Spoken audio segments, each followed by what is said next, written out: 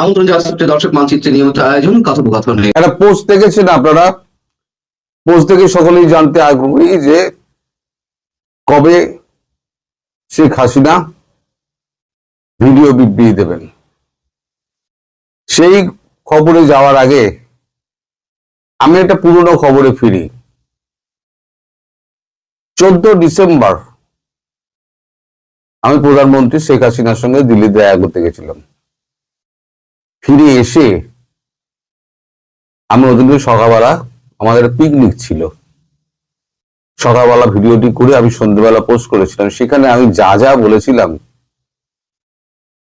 এখন যুক্তরাজ্য থেকে ব্রিটেন থেকে যে নেতারা গিয়েছিলেন তারা দেখা করে এসে যা যা বলেছেন আমার 14 ডিসেম্বরের ভিডিওর সঙ্গে মিলিয়ে দেখে নিন যে একটা বিরাট বাংলোতে উনি রাজকীয় হালে আছেন, তার দেখাশোনার জন্য 28 জন সহকারী রয়েছে এবং তিনি একটি রাজকীয় সোফায় বসেছিলেন। তিনি স্বতঃস্ফূর্ত ছিলেন, তিনি চঞ্চল ছিলেন এবং তার শারীরিক কোন রকম রোগ ব্যাধি আমার চোখে পড়েনি। আমি যা যা বলেছিলাম আর এনারা যা যা বলছেন আপনাদের কাগজেও সব বেরিয়েছে।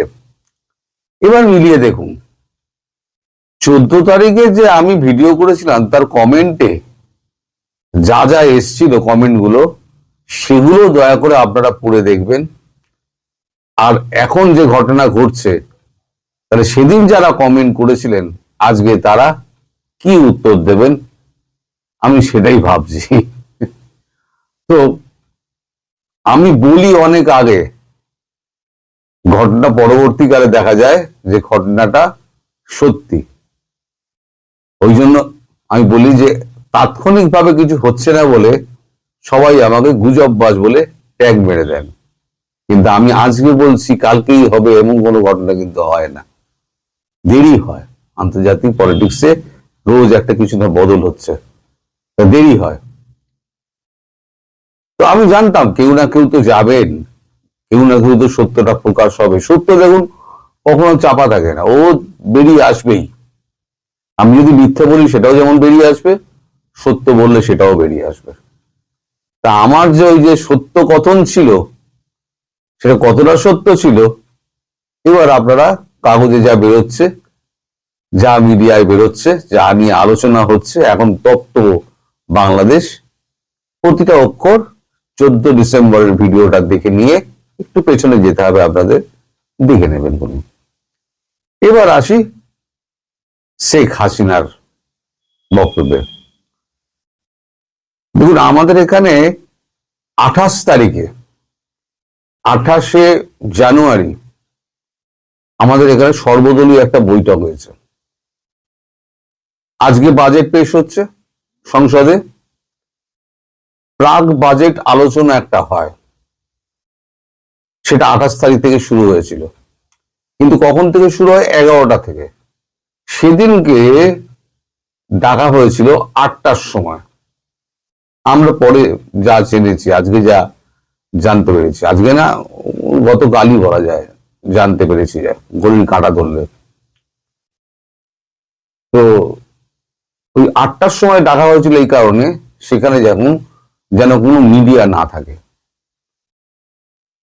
ওই সর্বভারতীয় যে বৈঠকটা হয়, এটা প্রাক বাজেট বৈঠকের আগে, তারপর টি ব্রেক হয়ে যায়, তারপরে প্রাক বাজেট বক্তৃতা নিয়ে আলোচনা হয়। সেখানে শেখ হাসিনার দেশে ফেরার প্রসঙ্গ আসে এবং সবার মতামত চাওয়া হয় মৌখিকভাবে। থাকার ব্যাপারেও তারা কোনো অমত করেনি, দেশে ফেরানোর ব্যাপারেও তারা অমত করেনি। তারা বলেছেন যে যত দ্রুত পারা যায় তাকে দেশে ফেরানো হোক এবং সুরক্ষিত অবস্থায় তার সুরক্ষার গ্যারান্টি দিয়ে ফেরত ফেরানো হোক। এটা আগেই আলোচনা হয়েছিল। সেদিনকে আলোচনা যেটা হয়েছে কবে নাগাদ ফেরানো যায় এবং ফেরানোর ব্যাপারে সবার এখনো পর্যন্ত সেই মতটা আছে কিনা। তো সবাই একই মত পোষণ করেছে, সব দল। তো সেই খবরটা আমি অনেক লেটে পেয়েছি গতকালকে। এরকম একটা বৈঠক হয়েছে 28 তারিখে। 28 তারিখ ছিল শনিবার দিন। তো এখন একটা ঠিক হয়েছে যে তিনি একটা ভিডিও বার্তা নয়, ভিডিও কনফারেন্স উনি করবেন দেশীয় এবং বিদেশি সাংবাদিকদের সঙ্গে।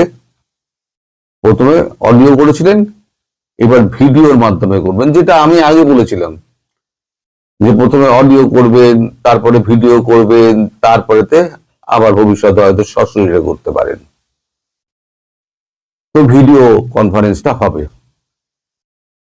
কারণ ভিডিও কনফারেন্সটা যখন হবে তার জন্য যে সুরক্ষা ব্যবস্থা, সেই সুরক্ষা ব্যবস্থাগুলো কিন্তু ঠিক করা হচ্ছে, এবং যেদিনকে হবে সেদিনকে দিল্লিতে নো ফ্লাই জোন করে দেওয়া হবে। এমনিতেই ওখানে নো ফ্লাই জোন তো এরিয়া রয়েছে, কিন্তু আরো কড়া নিরাপত্তা হবে। যেমন নিরাপত্তা ঘেরা বেষ্টনী আমি বলেছিলাম, শেখ হাসিনা 3 স্তরীয় নিরাপত্তা ঘেরা বেষ্টনীর মধ্যে রয়েছেন, ওরকম আরো নিরাপত্তার ব্যবস্থা তৈরি করা হবে। তৈরি করার পর একটা ডেট ঠিক করে সেখানে ওনাকে টাইম বলে দেওয়া হবে, এই সময়তে উনি ভাষণ দেবেন, সবাইকে সেখানে আমন্ত্রণ জানানো হবে, এবং একটা বিশাল একটা কনফারেন্স হলে, যেখানে আগের বারে যেখানে ধরেনি তার থেকে বড় জায়গায় এখানে ব্যবস্থা করা হবে। সেখানে শেখ হাসিনা ভিডিও কনফারেন্স করবেন এবং প্রশ্নোত্তর পর্ব উনি জবাব দেবেন। সম্ভবত সেখানেই উনি ঘোষণা করবেন কবে তিনি দেশে ফিরতে চান। এবং ভারত সরকার মোটামুটি একটা রেডি করে রেখে দিয়েছে, একটা প্ল্যান একটা রেডি করা আছে। সেগুলো তো আর ডিটেলস আমি বলতে পারবো না, বলার জায়গায় আমি নেই, কারণ আমি সব জানি না, আর আমাকে জানিয়েও কিছু হবে না। যখন হবে তখন জানতে পারবো। তো এই অবস্থায় এখন রয়েছে। এর বিশেষ দায়িত্ব পড়েছে অজিত দোভালের উপরে, যে তাকে দেশে ফিরানো, কি কলকাঠি নাড়তে হবে, কিভাবে ফিরবেন, তার আগে ইউনূসের কি হবে। তার আগে ইউনূসের, আমার মনে হয় ইউনূসের দফা রফা তার আগে হয়ে যাবে। এই 12 তারিখের আশেপাশে ইউনূসের দফা রফা হয়তো হয়ে যাবে।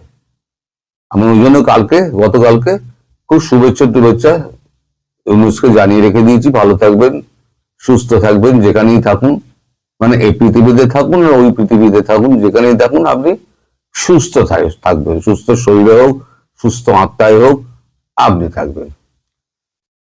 এখন আপনার দেশে ভোট নিয়ে তো এখন খুব আলোচনা হচ্ছে। আমি তো বরাবরই বলি ভোট মশাই হবে না, 12 তারিখের ভোট হবে না। আমি এখনো বলে যাচ্ছি, আজকে ফেব্রুয়ারি মাসের 1 তারিখে আমি আপনাদের এখনো বলছি 12 তারিখে ভোট হবে না।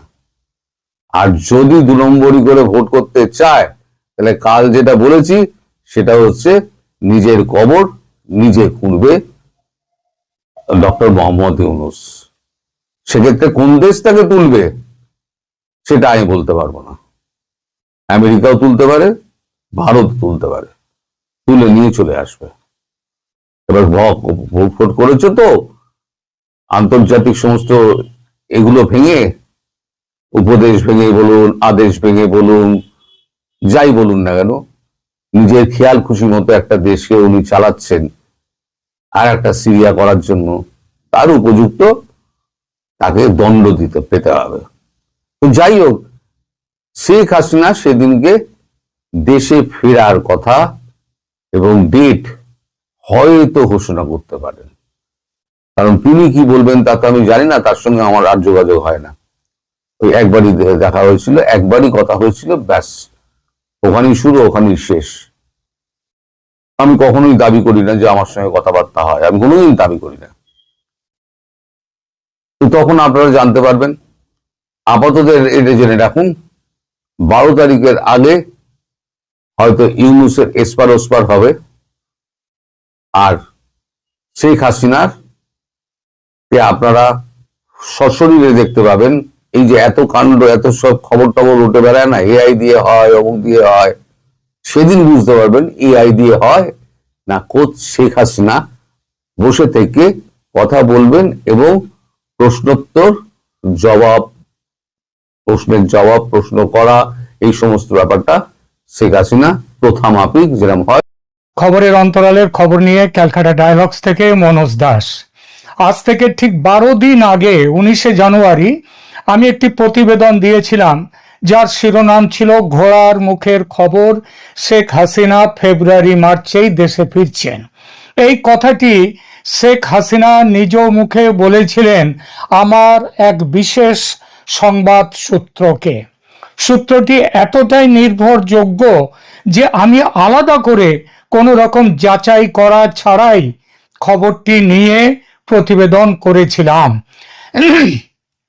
তবে এই সম্পর্কে আরো পাকা খবর পেতে এবং কেন শেখ হাসিনা এতটা নিশ্চিতভাবে তার দেশে ফেরার কথা বলছেন সেটা আমার সূত্র জানতেন না। সেটা নিয়ে খোঁজ খবর করা অব্যাহত ছিল আমার। আর সেই পাকা খবর এলো বা এই যাচাইয়ের কাজটি হয়ে গেল গত 27 জানুয়ারি। কিভাবে হলো সেটা বলছি। আপনাদের তো মনে আছে ভারতের এবারে রিপাবলিক ডে সেলিব্রেশন অনুষ্ঠানে প্রধান অতিথি হয়ে এসেছিলেন ইউরোপীয় ইউনিয়নের 2 কর্তা ব্যক্তি। একজন ইউরোপীয় কমিশনের president Ursula von der Leyen এবং অন্যজন ইউরোপীয় কাউন্সিলের প্রেসিডেন্ট আন্তোনিও কস্তা। 27শে জানুয়ারি এদের সঙ্গে স্বাক্ষরিত হয় ভারতের বাণিজ্য চুক্তি, যাকে ম্যাডাম যে উর্সুলা ভন ডার লেয়েন যাকে বলেছেন মাদার অফ অল ডিলস। আর ভারতের প্রধানমন্ত্রী নরেন্দ্র মোদী এটাকে বলেছেন যে ঐতিহাসিক চুক্তি। এই চুক্তিতে সবচেয়ে ভয় পেয়েছেন বলবো না, তবে রীতিমতো ঘাবড়ে গিয়েছেন ও গায়ে জ্বালা ধরে গিয়েছে আমেরিকার প্রেসিডেন্ট ডোনাল্ড ট্রাম্পের। ভারতের এই ফ্রি ট্রেড এগ্রিমেন্ট বুঝিয়ে দিল ভারতের সঙ্গে আমেরিকার সম্পর্ক কোন জায়গায় পৌঁছে গেছে এবং আরো কোথায় পৌঁছে যেতে পারে। বুঝিয়ে দিল এই চুক্তিটি যে ট্রাম্পের চরিত্র চিনে ফেলেছে ভারত। তাই আর ট্রাম্পের মুখের দিকে তাকিয়ে থাকলো না ভারত, বরং ট্রাম্পকে তার নিজের প্রয়োজনে ছুটে আসতে হবে ভারতের কাছে। ভারতের এই ভাবনা যে একেবারে নির্ভুল তার প্রমাণ মিলতে দেরি হয়নি। ভারত ইউনিয়ন চুক্তি প্রকাশ্যে আসতেই তেলে বেগুনে জ্বলে উঠেছেন ট্রাম্প ও তার প্রশাসনের কর্তারা। ভারতকে এবং সেই সঙ্গে ইউরোপীয় ইউনিয়নকে যা খুশি ভাষায় আক্রমণ করছেন। সেসব ভাষা পুরো বলতে গেলে এই প্রতিবেদন বেদম লম্বা হয়ে যাবে। তাই ট্রাম্পের প্রশাসনের ব্যবহার করা 2-1টি বিশেষণ বলবো শুধু। ইউরোপের দেশগুলোকে ট্রাম্পের যে ট্রেজারি সেক্রেটারি তিনি তাকে গালি দিয়েছেন দুমুখো সাপ বলে। নীতির বালাই নাকি ইউরোপের দেশগুলোর কিচ্ছু নেই, ইউরোপের দেশগুলো স্বার্থপর। আর ভারত ধুরন্ধর ব্যবসাদার। ভারত ধুরন্ধর ব্যবসাদার শুধু নয়, ভারত যুদ্ধবাজ দেশ। কেন যুদ্ধবাজ? কারণ ইউক্রেনের যুদ্ধ রাশিয়া চালাতে পারছে, ভারত রাশিয়ার তেল কিনছে বলে। ইউক্রেনের যুদ্ধে তাই ভারতও একটি পক্ষ, রাশিয়ার পক্ষ। আসলে আমেরিকা চেয়েছিল বাণিজ্য শুল্ক চাপিয়ে ভারতকে চাপে ফেলে নিজের বশে রাখবে, কিন্তু ভারত ইউরোপীয় ইউনিয়নের সঙ্গে এই চুক্তি করে আমেরিকার ভারতের যে রপ্তানি বাণিজ্য সেটাকে মোটামুটি গুরুত্বহীন করে দিল। কারণ ইউরোপের 27টা দেশ মিলে সেখানে যত ভারতের জিনিস রপ্তানি হয় তা আমেরিকার থেকে অনেক বেশি। এই চুক্তি সই হওয়ার সঙ্গে সঙ্গে আমেরিকার বাণিজ্য প্রতিনিধি দল একেবারে যাকে বলে নাওয়া খাওয়া ফেলে ছুটে এসেছে ভারতে। তারা ঘোষণা দিয়েছে যে শুল্ক নিয়ে ভারতের সঙ্গে নাকি আর কোনো বকেয়া বিষয় নেই, সব ফাইনাল। এখন যে কোনো দিন নাকি চুক্তি সই হয়ে যেতে পারে। আপনার মনে আছে কয়েকদিন আগে ট্রাম্প বলেছিলেন ভারতের ওপরে 500% শুল্ক লাগাবে, আর এখন কি করছে? এখন তারা আমেরিকা চাইছে দ্রুত ভারতের সাথে শুল্ক চুক্তি স্বাক্ষর হয়ে যাক। কিন্তু ভারত এবার সুযোগ বুঝে খুব একটা তাড়াহুড়ো করতে চাইছে না, বলছে এত তাড়া কিসের, ধীরে সুস্থে হোক না।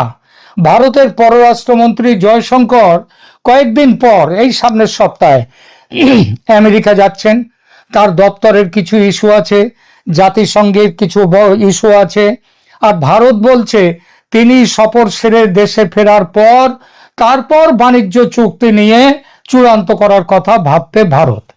ভারতের এই যে অবস্থান, এতে স্পষ্টত বাণিজ্যের সঙ্গে পররাষ্ট্র নীতিকেও জুড়ে নিয়েছে ভারত। ট্রাম্পের অস্ত্র ফিরিয়ে দিচ্ছে ট্রাম্পকে, এটা ট্রাম্পের প্রাপ্য। অতি চালাকের গলায় দড়ি, একটা কথা আছে না, তাই হয়েছে ট্রাম্পের। পৃথিবীর কোথাও তার এখন প্রায় ঠাঁই নেই।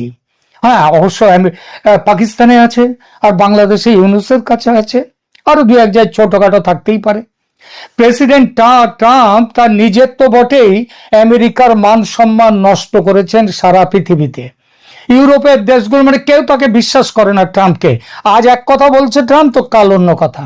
ইউরোপের দেশগুলোর সঙ্গে বাণিজ্য চুক্তি করার পরও ট্রাম্প নিত্য নতুন শুল্কের হুমকি দিচ্ছেন ইউরোপের দেশগুলোকে। কে এখন আমেরিকাকে বিশ্বাস করবে?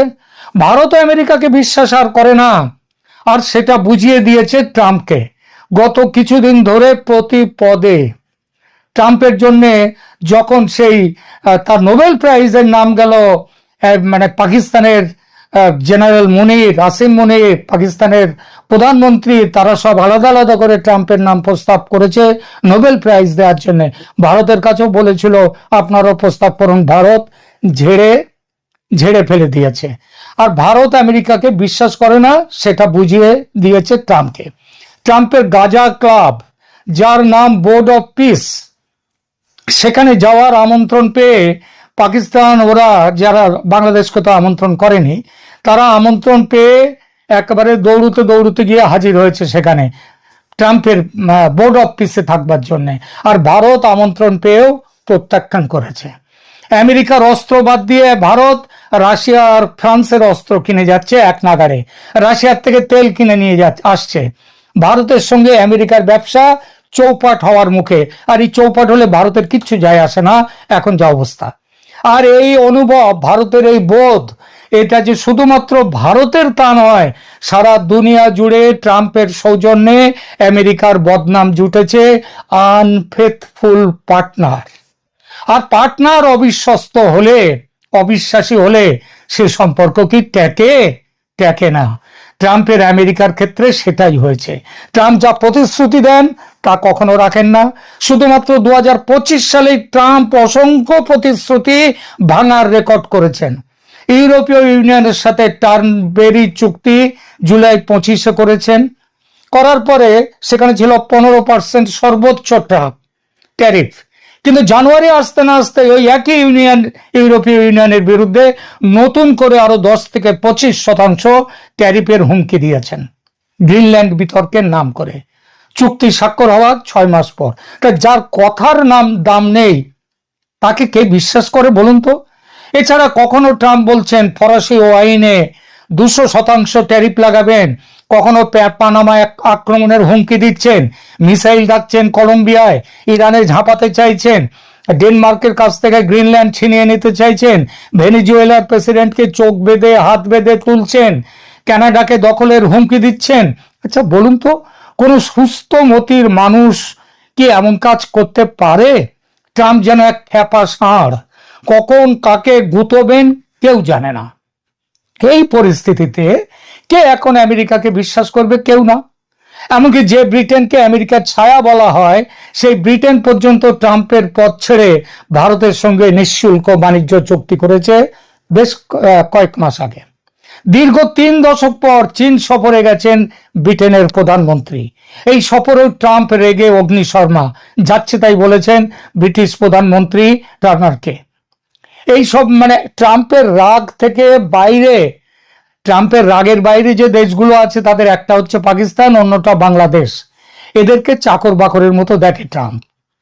আন্তর্জাতিক নামী সংস্থা পিউ গবেষণা কেন্দ্র মাস তিনেক আগে একটি জরিপ করেছে। জরিপে আমেরিকার একদা ঘনিষ্ঠ 24টি দেশের মধ্যে 19টিতে দেখা যাচ্ছে 50% বেশি মানুষ ট্রাম্পকে বিশ্বাস করে না, আর বাকি 5টা দেশে একটু কম তার থেকে। আর মূল মিত্রদের মধ্যে ট্রাম্পের মানে আমেরিকার ফ্রান্স, যুক্তরাজ্য, দক্ষিণ কোরিয়া, জাপান এইসব দেশের 60% বেশি মানুষের কোনো আস্থা নেই ট্রাম্পের ওপর। অন্য দেশের কথা বাদ দিন, ট্রাম্পের নিজের দেশেই 50% আমেরিকান মনে করেন ট্রাম্প বৈদেশিক নীতিতে জঘন্য কাজ করছে। আচ্ছা, ভারত কেন আমেরিকাকে বিশ্বাস করে না? খুবই তো করতো। ট্রাম্প ছিল আমেরিকার বড় বন্ধু। তার কারণ দেখুন, 2025 সালে এসে ভারত স্পষ্টভাবে দেখেছে যে ট্রাম্পের কোনো মতিস্থির নেই, তার কাছে আর যেমন কথার কোনো দাম নেই। এটা ভারতের জন্য সরাসরি ক্ষতিকর। ট্রাম্প তার বাণিজ্য সিদ্ধান্তে প্রতিদিন পরিবর্তন করেন। তার বাংলাদেশ নীতি আজ একরকম তো কাল একরকম। গত বছর ফেব্রুয়ারিতে হোয়াইট হাউসে বসে মোদিকে পাশে বসিয়ে তিনি বলেছিলেন, বাংলাদেশের বিষয়টা দেখার ভার আমি প্রধানমন্ত্রীকে দিয়েছি। প্রেসিডেন্টের এটা যে মনের কথা ছিল না, এটা যে একটা বড় সড় ধোঁকা ছিল, এটা কিন্তু ভারত সেদিন বোঝেনি। বুঝবেটা কি করে? একটা ভদ্রলোক জগার যারা, তারা তো অন্যকে ভদ্রই ভাবে, সুতরাং বোঝা সম্ভব ছিল না। কিন্তু ট্রাম্প যে ভদ্রলোক নয়, সেটা যে তিনি যে একটা রাষ্ট্রনেতা হয়ে এতটা ওছা হবেন, কে ধারণা করতে পেরেছিল বলুন তো? আমার বাংলাদেশের অনেক বন্ধু, ভারতের বন্ধুরাও আছেন, তারা গত কয়েক মাস ধরে বাংলাদেশের ব্যাপারে ভারত কিছুই করছে না বলে অভিযোগ করে থাকেন। তারা বলে যান মোদি শুধু ওয়েট অ্যান্ড ওয়াচ করে যাচ্ছেন। অভিযোগ হয়তো পুরোপুরি মিথ্যে নয়, কিন্তু আসল কারণ লুকিয়ে আছে ওই ট্রাম্পকে চিনতে না পারার মধ্যে। বাংলাদেশের ব্যাপারে ভারত সিদ্ধান্ত নিতে দেরি করেছে ট্রাম্পের আসল চেহারাটা চিনতে না পেরে, মাঝে মাঝে তার মুখের কথা শুনে। দোষটা শুধু ভারতের নয়, সারা পৃথিবীর সমস্ত রাষ্ট্রই ভুল করেছে ট্রাম্পকে। আমেরিকার প্রেসিডেন্ট দেখুন, যে আমেরিকা ন্যাটো তৈরি করেছিল সেই আমেরিকার প্রেসিডেন্ট ন্যাটো ভেঙে দিতে চাইছে। গায়ের